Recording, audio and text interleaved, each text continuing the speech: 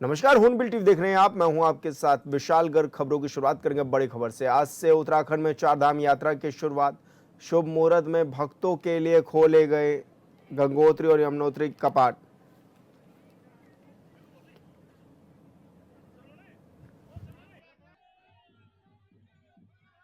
12:15 पर खुलेंगे गंगोत्री धाम के कपाट।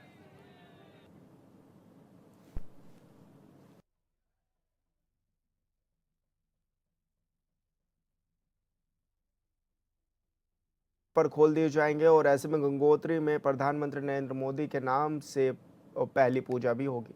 सीएम पुष्कर सिंह धामी कपाट खोलने के दौरान मौजूद रहेंगे। बड़ी खबर आप तक पहुंचा रहे हैं, जहां पर गंगोत्री और यमुनोत्री धाम के कपाट आज श्रद्धालुओं के लिए खोल दिए जाएंगे। विधि विधान से आज कपाट जो है वो खोले जाएंगे। सीएम पुष्कर सिंह धामी कपाट खोलने के दौरान मौजूद भी रहेंगे और ये भी बताया गया है कि पहली पूजा प्रधानमंत्री नरेंद्र मोदी के नाम से होगी। आज से उत्तराखंड में चारधाम यात्रा की शुरुआत हो रही है।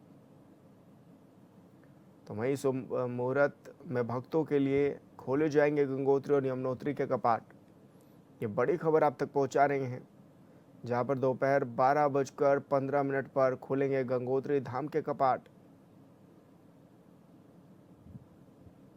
तो वहीं यमुनोत्री धाम के कपाट दोपहर 12:35 पर खोल दिए जाएंगे।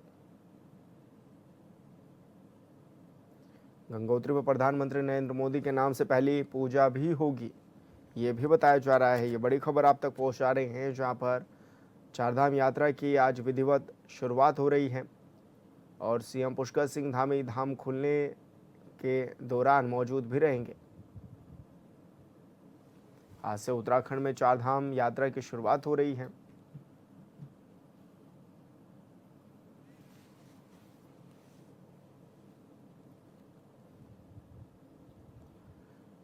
और संवाददाता योगेश आर्य हमारे साथ फोन लाइन पर जुड़ गए हैं। योगेश, क्या कुछ जानकारी मिल रही है, किस तरह की व्यवस्थाएं तैयारियां देखी गई हैं चारधाम यात्रा को लेकर, और आज कपाट भी खुलेंगे?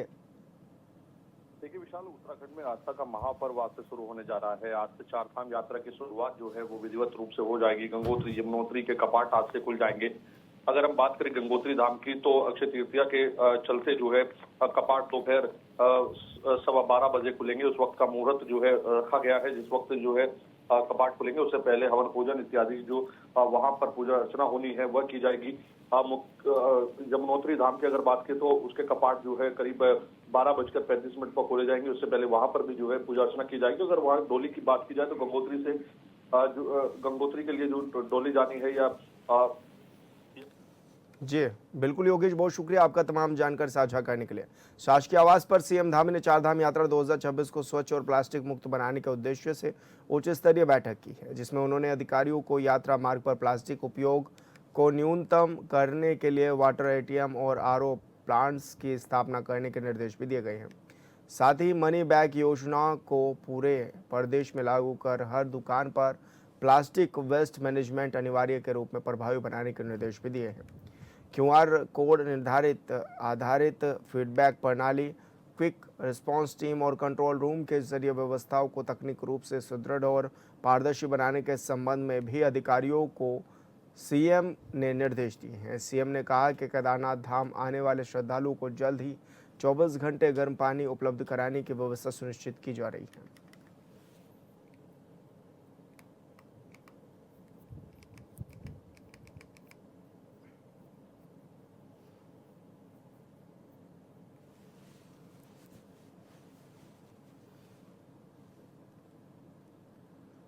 और संवाददाता प्रशांत हमारे साथ फोन लाइन पर जुड़ गए हैं। प्रशांत, क्या कुछ जानकारी मिल रही है, किस तरह की बड़ी बैठक भी हुई है और क्या कुछ खास इस बैठक में रहा? देखिए विशाल, मैं आपको बता दूं, मुख्यमंत्री के शासकीय आवास पर सीएम धामी ने चारधाम यात्रा 2026 को स्वच्छ और प्लास्टिक मुक्त बनाने के लिए बैठक की है, जिसमें उन्होंने अधिकारियों को यात्रा मार्ग पर प्लास्टिक उपयोग को न्यूनतम करने के वाटर एटीएम पर भी जोर दिया, आरओ प्लांट पर भी जोर दिया और कहीं ना कहीं उन्होंने ये कहा कि जो चारधाम यात्रा है इसमें प्लास्टिक का जो यूज है वो कम से कम हो और अगर यूज होता भी है तो उसकी कोई उचित व्यवस्था ऐसी होनी चाहिए जिससे प्लास्टिक से कूड़ा कचरा ना फैले। साथ ही मनी बैंक योजना को पूरे प्रदेश में लागू कर हर दुकान पर प्लास्टिक वेस्ट मैनेजमेंट अनिवार्य रूप से प्रभावी बनाने के निर्देश भी उन्होंने दिए। वहीं QR कोड आधारित फीडबैक प्रणाली, क्विक रेस्पॉन्स टीम और कंट्रोल रूम के जरिए व्यवस्थाओं को तकनीकी रूप से सुदृढ़ और पारदर्शी बनाने के संबंध में भी अधिकारियों को सीएम धामी ने निर्देश दिए इस बैठक में। वहीं इस बैठक में सीएम ने कहा है कि केदारनाथ धाम आने वाले श्रद्धालुओं को जल्दी 24 घंटे गर्म पानी उपलब्ध कराने की व्यवस्था भी सुनिश्चित की जा रही है, ताकि अगर वहां कोई यात्री नहाना चाहता है, हाथ पैर मुंह धोना चाहता है या उसे गर्म पानी की जरूरत पड़ती है, तो इस व्यवस्था को लेकर भी जो है अधिकारी को निर्देश दिए गए हैं। यही सुविधा पिरूल और खच्चरों की जो लीड है उससे तैयार बायोगैस प्लांट को संचालित करने के और उस प्लांट से जो है गीजर संचालित करने के निर्देश भी जो है अधिकारियों को विशाल दे दिए गए। प्लास्टिक मुक्त यात्रा को भी कहा गया है कि प्लास्टिक मुक्त ये यात्रा हो, गर्म पानी की उपलब्धता हो, और ऐसे में कई सारे ऐसे महत्वपूर्ण विषय हैं प्रशांत जिनको लेकर के चर्चा हुई होगी। और क्या कुछ विषय पर चर्चा रही?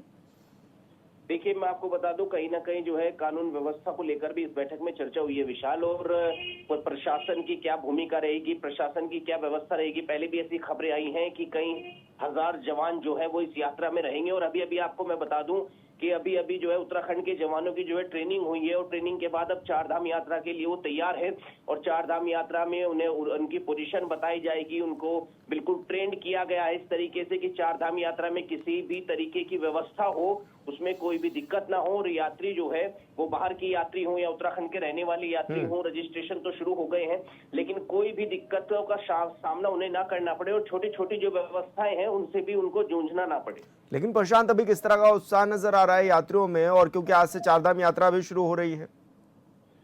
देखिए, उत्साह तो बहुत है विशाल। मैं आपको बता दूं, चारधाम यात्रा के लिए रजिस्ट्रेशन जो है वो ऑनलाइन रजिस्ट्रेशन हो या ऑफलाइन रजिस्ट्रेशन हो, दोनों में लगातार जो है भीड़ लगनी शुरू हो गई है। लोगों में काफी उत्साह देखने को मिल रहा है, और उत्तराखंड में जो है पहला जत्था जब रवाना हुआ तो ये भी खबर सामने आई थी कि उस जत्थे को सम्मानित किया गया था। कहीं ना कहीं उस जत्थे ने भी ये कहा था कि हमारा भी जो लक्ष्य है चारधाम यात्रा को लेकर वो है कि प्लास्टिक मैनेजमेंट और प्लास्टिक वेस्ट को कहीं ना कहीं जो है वो रिसाइकिल करना, यानी स्वच्छ यात्रा बनाने की ओर जो है लगातार मांग हो रही है, और स्वच्छ यात्रा पर भी यात्री ध्यान दे रहे हैं। यानी जो यात्री आ रहा है वो भी अपना कोई विजन लेके आ रहा है कि हम चारधाम यात्रा में जा रहे हैं तो वहाँ कूड़ा कचरा ना फैलाएं, या आयुष यात्रा से कोई ना कोई ऐसा संदेश समाज में जाए जिससे समाज कल्याण जो है समाज कल्याण का संदेश लोगों को मिले। ठीक है प्रशांत, बहुत शुक्रिया आपका तमाम जानकारी साझा करने के लिए।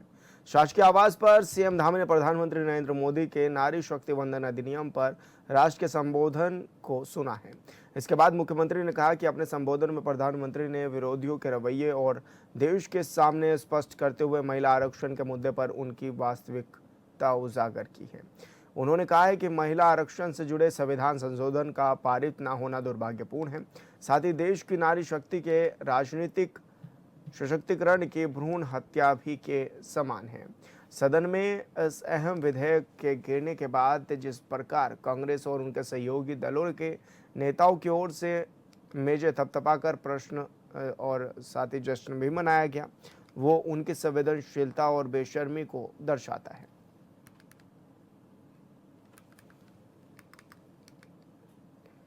नैनीताल में बीजेपी महिला मोर्चा ने कांग्रेस पार्टी की ओर से महिला आरक्षण का विरोध करने को लेकर धरना प्रदर्शन किया है।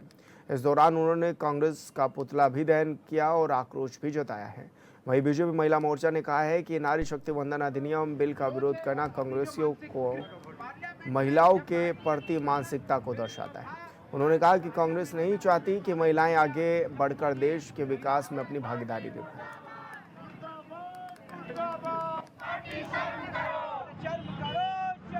हमारे मोदी जी द्वारा नारी शक्ति अधिनियम जो किया गया था, बिल पेश किया गया था संसद में, उसमें बहस हुई थी और विपक्ष के द्वारा इसका विरोध किया गया है।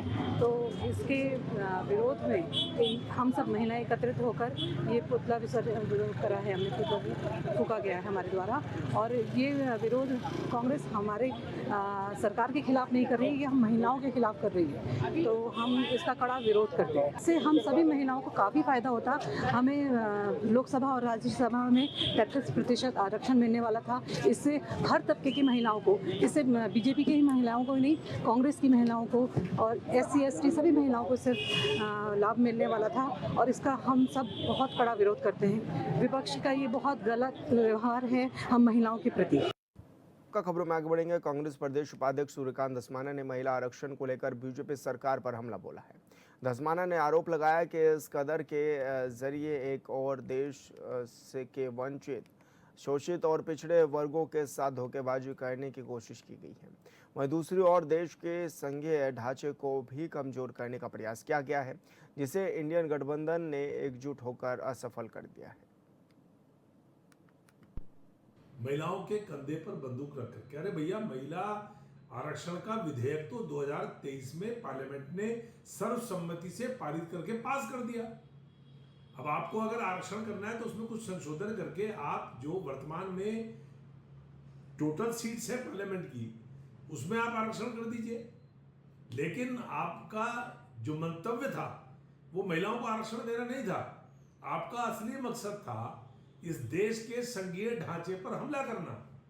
आपका मकसद ये था कि 850 सीट करके पार्लियामेंट के अंदर जो संघीय ढांचा है, जो बैलेंस हमारे संविधान ने, हमारी पार्लियामेंट ने इस देश में बनाया हुआ है, दक्षिण का, उत्तर का, पूरब का, पश्चिम का, पूरे भारत का, जिस प्रकार से हमारे पूरे देश के अंदर पार्लियामेंट की सीट्स हैं, उनको अपने हिसाब से नष्ट भ्रष्ट करने की साजिश, उसका पर्दाफाश हुआ है। उत्तराखंड में जुलाई 2025 में ऑपरेशन कालनेमी की शुरुआत की गई, जो अब तक जारी है। जुलाई 2025 से अब तक उत्तराखंड पुलिस ने ऑपरेशन कालनेमी के तहत 200 से अधिक ढोंगी, साधु, फर्जी बाबाओं को गिरफ्तार भी किया है और इन सब के बीच कई घुसपैठिया बांग्लादेशी की भी गिरफ्तारी हुई है। लिहाजा कई तरह के सवाल उठ रहे हैं। सवाल उठ रहा है कि क्या साधु संत के वेश में ये लोग देवभूमि में कोई बड़ी साजिश रच रहे हैं।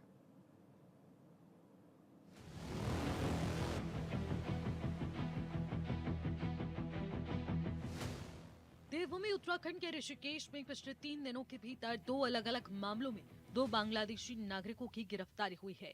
ये गिरफ्तारियां चारधाम यात्रा से पहले ऑपरेशन प्रहार के तहत की गई। साधु के वेश में रह रहे बांग्लादेशी सनीउर रहमान सत्यनिष्ठ आर्य नाम से एक साधु के वेश में रह रहा था। जांच में ये पता चला कि सनीउर रहमान 2016 में नेपाल के रास्ते भारत आया था। पुलिस ने उसके पास से एक एक्सपायर्ड बांग्लादेशी पासपोर्ट और गाजियाबाद के पते पर बनी फर्जी आधार कार्ड बरामद किया। इससे पहले पुलिस ने 24 वर्षीय रीना उर्फ रीता को ऋषिकेश के नटराज चौक से पकड़ा था। प्रारंभिक जांच में सामने आया कि वो सोशल मीडिया के जरिए रोजगार का झांसा देकर भारत आई थी और पश्चिम बंगाल से फर्जी आधार कार्ड बनवाकर यहाँ रहने की कोशिश कर रही थी। पहले तो मुकदमे जो संबंधित धारा है उसमें मुकदमा पंजीकृत किया गया है। इसके अलावा हमारे इसमें एक सेट एसओपी है कि जो हमारे जितने भी इस तरह के इलीगल जो पाए जाते हैं उनके लिए क्या एसओपी फॉलो की जाती है, एसओपी फॉलो किया जा रहा है। और साथ ही इसमें विवेचना के दौरान इस बात का भी जानकारी अर्जित की जाएगी कि महिला कैसे पहुंची, कौन इसको लेके आया था, क्या है। अगर ये महिला कुछ बता पाती है, विवेचना में कुछ प्रकाश में आती है, तो उसको भी आगे बढ़ाया जाएगा। द्वारा अपने परिजनों के विषय में स्पष्ट जानकारी अभी नहीं दे पा रही है। अभी जो महिला के द्वारा बताया जा रहा है कि वो किसी फेसबुक के माध्यम से किसी एक अननोन व्यक्ति से जुड़ी, और जो फेसबुक जो उसका अकाउंट था, फेसबुक अकाउंट भी है वो उसके मोबाइल में मतलब उसके पास नहीं है, और वो एजेंट के माध्यम से उस महिला को भाषा संबंधी समस्याएं भी है, तो अपने लैंग्वेज प्रॉब्लम भी उसको हो रही थी, लेकिन एजेंट्स के माध्यम से वो दिल्ली तक पहुंचे। एजेंट के माध्यम से वो आ रही है। उसको आए हुए, उसका कहना है कि उसको आए हुए भी भारत में आए हुए भी 1 माह से अधिक का समय नहीं होता। उत्तराखंड में लगातार सत्यापन अभियान ऑपरेशन कालनेमी और ऑपरेशन प्रहार चल रहा है, जिसके तहत कार्रवाई भी लगातार जारी है। जुलाई 2025 में ऑपरेशन कालनेमी शुरू किया गया। इसके बाद से 19 बांग्लादेशियों की गिरफ्तारी हुई है, जिसमें जानकारी के मुताबिक 10 लोगों को उनके देश वापस भेज दिया गया है, जबकि अन्य 8 के खिलाफ कानूनी कार्रवाई चल रही है। इसके अलावा 500 से अधिक फर्जी बाबाओं और संदिग्ध बहरूपियों के खिलाफ कार्रवाई की जा चुकी है। पुलिस इन सभी के आपराधिक इतिहास की जांच कर रही है, ताकि ये सुनिश्चित हो सके कि वो किसी बड़े षड्यंत्र का हिस्सा तो नहीं। बीजेपी के विधायक का कहना है कि कार्रवाई लगातार जारी है, लेकिन समस्या ये है कि जब डेमोग्राफी की बात होती है तो कांग्रेस को परेशानी क्यों होती है। देखिए, शुरू से हम लोग इस बात को कर रहे हैं कि उत्तराखंड की जो डेमोग्राफी बदल रही है और उसकी आड़ में जो बांग्लादेश से आए हुए जो लोग घुसपैठ करके यहाँ बैठे हुए हैं, जो एक थ्रेट बने हुए हैं पूरे उत्तराखंड के लिए, बॉर्डर एरिया है, बहुत संवेदनशील क्षेत्र है, तो उसको लेकर हम लगातार प्रयासरत हैं कि इस उत्तराखंड को हम एक सुरक्षित माहौल दे सकें। आज कुछ लोग पकड़े गए, ऋषिकेश में पकड़े गए, इससे पहले भी तमाम लोग पकड़े गए। हम अपनी कार्रवाई उस पर आगे बढ़ा रहे हैं कठिनाई ये है कि जब हम डेमोग्राफी चेंज पर बात करते हैं, जब इस तरह के कालनामे जैसे अभियान चलाते हैं तो कांग्रेस आड़े आती है। देहरादून की धर्मपुर से सत्ताधारी पार्टी बीजेपी के विधायक का कहना है कि पूरे प्रदेश में एक बड़ा अभियान चलाने की जरूरत है। तो सवाल है कि सत्ता में तो बीजेपी ही बैठी, तो विधायक भी अपनी ही सरकार से इसे लेकर क्यों बात नहीं करते हैं, ये बड़ा सवाल है। एक तरफ जहां बीजेपी इसे लेकर कांग्रेस के निशाने पर ले रही है, तो दूसरी तरफ विपक्षी यानी कांग्रेस के प्रवक्ता सरकार की फेलियर की बात कर रहे हैं। कांग्रेस के प्रदेश प्रवक्ता शीशपाल सिंह बिष्ट का कहना है कि बांग्लादेशी उत्तराखंड से पकड़े जा रहे हैं, तो ये खुफिया तंत्र की नाकामी है। कांग्रेस का कहना है कि सरकारी तंत्र नींद में है, यही वजह है कि लोग घुसपैठ कर रहे हैं और ये देश और प्रदेश की सुरक्षा के खतरे की बात है। ये मामला बेहद गंभीर है। देखिए, ज़्यादातर कालनेमी वैसे तो भारतीय जनता पार्टी की सदस्यता ग्रहण कर चुके हैं और भाजपा में रह करके बड़े धड़ल्ले से जो है अपराधों को अंजाम दे रहे हैं और पुलिस प्रशासन का संरक्षण भी प्राप्त कर रहे हैं। इस केस में अगर कोई बांग्लादेशी पकड़ा गया है तो ये भी खुफिया तंत्र की नाकामी है। आखिर जो है किस कुंभकर्णी निद्रा में सरकार का सिस्टम सोया हुआ है। ये तो सीधे सीधे लापरवाही का मामला है। देश और प्रदेश की सुरक्षा को खतरे में डालने वाला एक बड़ा जो है काम है। अब अगर इसी तरीके से खुफिया तंत्र कुंभकर्णी निद्रा में सोएगा तो ऐसे ही यहाँ पर जो है बांग्लादेशी भी होंगे, पाकिस्तानी भी होंगे, ना जाने और कौन कौन होंगे। तो सरकार को इस पे जवाब देना चाहिए कि आखिर ये लापरवाही किस स्तर पर बरती जा रही है और ऐसे कितने अवैध लोग जो है इस प्रदेश में हैं, उनके क्या इरादे हैं और कब से ये लोग जो है यहाँ पर रह रहे हैं। ये बहुत गंभीर सवाल है। लगातार बांग्लादेशियों की गिरफ्तारी कई सवालों को जन्म दे रही है। गिरफ्तारी भी ऐसे समय पर हो रही है जब प्रदेश में चारधाम यात्रा का आगाज हो चुका है। जाहिर है कि चारधाम यात्रा में देश विदेश से हजारों की संख्या में लोग शामिल होने उत्तराखंड आ रहे हैं।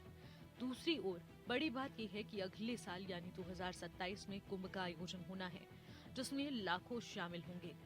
कभी हरिद्वार तो कभी ऋषिकेश या तो कभी देहरादून से घुसपैठियों की गिरफ्तारी हो रही है। उत्तराखंड की अंतर्राष्ट्रीय सीमा 2 देशों के साथ जुड़ी हुई है। उत्तर में उत्तरकाशी, चमोली और पिथौरागढ़ जिले की सीमाएं चीन के साथ लगती हैं, तो पूरब में पिथौरागढ़, चंपावत और उधम सिंह नगर जिले की सीमाएं नेपाल से जुड़ती हैं। पिथौरागढ़ एकमात्र ऐसा क्षेत्र है जहां चीन और नेपाल दोनों देशों की सीमा साझा होती है। चीन नेपाल के अलावा उत्तराखंड की सीमाएं भारत के 2 राज्यों उत्तर प्रदेश और हिमाचल प्रदेश से भी लगती है। दावा किया जाता है कि बॉर्डर इलाकों में सघन जांच की जाती है, तो फिर ये लोग किस रास्ते से उत्तराखंड में प्रवेश करते हैं, ये बड़ा सवाल है। ब्यूरो रिपोर्ट, ऑनबिल टीवी।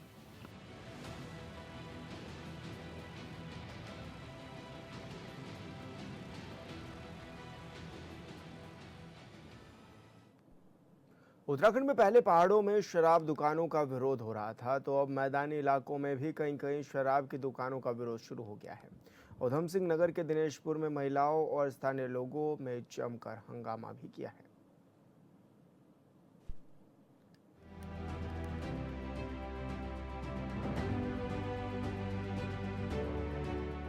उधम सिंह नगर के दिनेशपुर स्थित जाफरपुर कॉलोनी में उस वक्त हड़कंप मच गया जब वहां एक नई देसी शराब की दुकान खोलने की तैयारी शुरू हुई।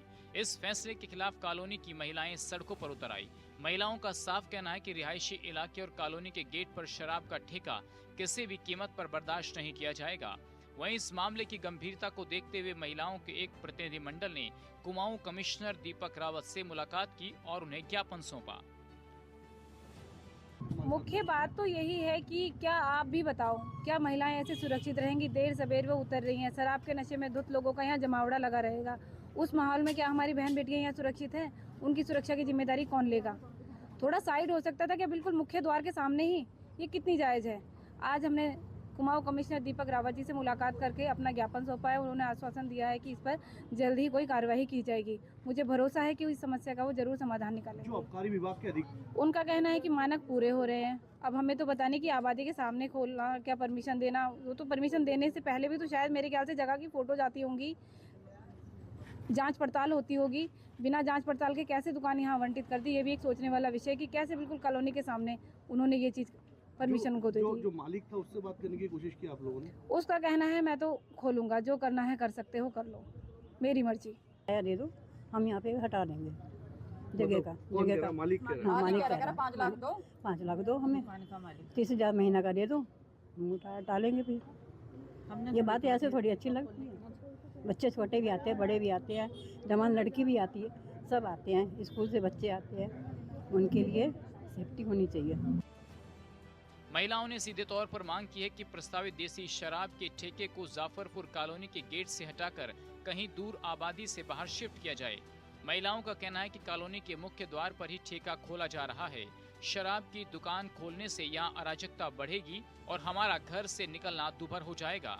प्रशासन से मांग है कि इसे तुरंत यहाँ से हटाया जाए। देखिए, ये हमारा मेन स्टॉप है। रुद्रपुर अगर हम जाते हैं परली साइड से बैठेंगे, रुद्रपुर से हम आते हैं, हम उस साइड उतरेंगे। हमें यहाँ कई बार टेम्पो की वेट करनी है, 10 मिनट 15 मिनट आधा घंटा भी रुकना पड़ता है। क्या ये चीज़ें यहाँ सही हैं? ये हमारा विरोध है, ये यहाँ से हटना चाहिए। आगे पीछे कर दे, हमें कोई दिक्कत नहीं, ठीक है। हम ये नहीं कहते कि हम किसी की रोजी रोटी पे लात नहीं मार रहे, इसको आगे पीछे कर दें, हमारी यही मांग है। शाम को हम यहाँ पे लेट से टहलती, घर से निकलते सामने लोग सूर्य देवता को नमस्कार करते हैं, हम इसको करेंगे। भैया, हमारी कॉलोनी के मेन गेट के सामने ठेका खुल गया है, ठीक है, और शाम को सब लेडीजें घूमती हैं, बच्चे भी खेलते हैं, स्कूल से बच्चे आते हैं वो भी यहीं उतरते हैं, जो लेडीजें आती हैं वो भी यहीं उतरती हैं, और ये घरों से ठेका नजर आ रहा है। शिकायत मिलते ही कुमाऊं कमिश्नर ने मामले को गंभीरता से लिया, जिसके बाद आबकारी विभाग की टीम तुरंत एक्शन मोड में नजर आई। विभाग की टीम ने मौके पर पहुंचकर जांच शुरू कर दी है। स्थानीय प्रशासन अब इस बात की समीक्षा कर रहा है कि क्या दुकान के लिए तय मानक पूरे किए गए हैं या नहीं। फिलहाल आबकारी विभाग की जांच जारी है। ये विवाद आया है कि कॉलोनी के सामने इन्होंने बताया कि एक ठेका खुल रहा है, देसी शराब का ठेका है जाफरपुर में। तो हम यहाँ जांच करने आए थे कि इसमें क्या मामला है। तो ठेका तो ये अपनी नॉर्म्स में है, लेकिन कॉलोनी वालों का थोड़ा सिक्योरिटी कंसर्न है, उसको हम लोग देख रहे हैं इसमें क्या हो सकता है। सिक्योरिटी वाले, माफ कीजिएगा, कॉलोनी वाले जैसे मांग कर रहे हैं कि महिलाओं की सिक्योरिटी को लेकर के, क्योंकि बिल्कुल कॉलोनी के गेट पर है, उस पर क्या कार्रवाई की जा रही है? हाँ, थोड़ा सा गेट पे तो नहीं है, गेट के मतलब सड़क अपोजिट साइड में है ये, और इसमें लेकिन उनका सिक्योरिटी का इशू है, तो उसको हम लोग देख रहे हैं, अभी बात करते हैं इसमें क्या हो सकता है। महिलाओं ने चेतावनी दी है कि यदि ठेका निरस्त नहीं किया गया तो वे उग्र आंदोलन के लिए बाध्य होंगी। अब देखना ये है कि प्रशासन जनता की भावनाओं को ध्यान में रखते हुए क्या फैसला लेता है।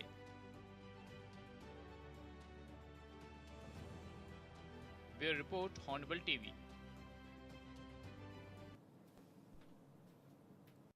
और फिलहाल इस बुलेटिन में इतना ही। आप देखते रहिए हॉर्नबिल टीवी। नमस्कार।